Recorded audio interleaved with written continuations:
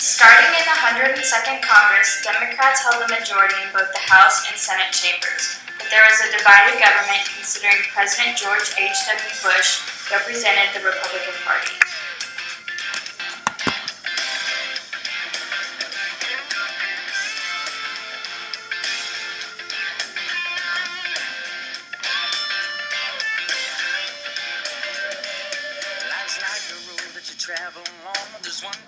During the 102nd Congress, Senator Mitch McConnell, Senator John McCain, and other Republican senators strongly opposed the Moter Voter Bill in fear of voter fraud and unfunded mandated costs on the states. Republicans even went so far as to claim Democrats were solely passing the bill to engage inner-city minority voters who tended to vote on the Democratic Party line.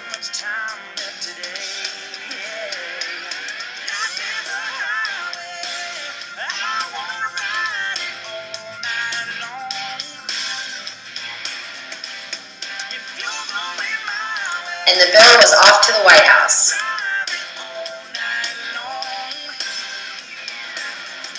President George H.W. Bush vetoed Senate Bill 250 on July 2, 1992, and sent the bill back to the Senate, but they were unable to receive a two-thirds majority to override the veto with a vote of 62 to 38, 5 short of the vote. The Moter Voter Bill was stuck in a gridlock interval based on the recognition of the Democrats' inability to gain enough support to override the president's veto pivot point. During then-Governor Clinton's run for president, he called Bush's veto a slap in the face to American democracy. The bill would have made it easier for millions of Americans, particularly young Americans, to participate in this election. Burning both houses, the bill merely echoed the text from the previous Congress. However, the main difference was the fact that the 102nd Congress had a Republican president, and the 103rd stood behind a Democrat, President Bill Clinton.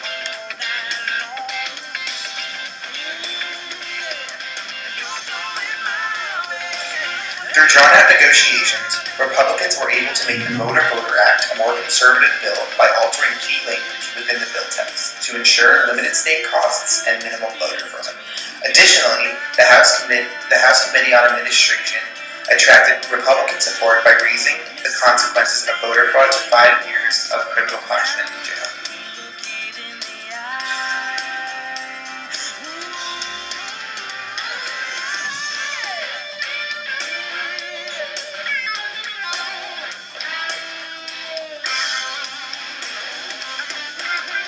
Off to the White House again.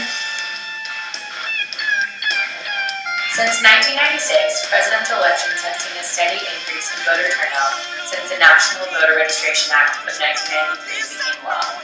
In 2000, 2004, and 2008 respectively, the voter turnouts were 50.3%, 55.7%, and 57.1%.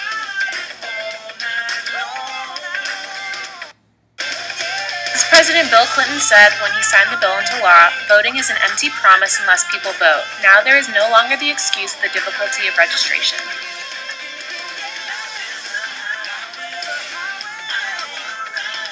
Gridlock became less obstructed between the two Congresses, and a policy window opened up for legislation to be passed.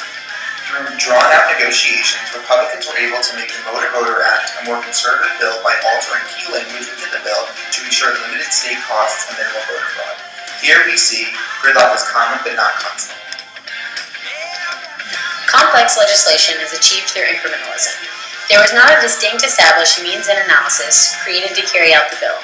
Over the course of 3 different Congresses, at many points in the process, clarification was needed for advancement.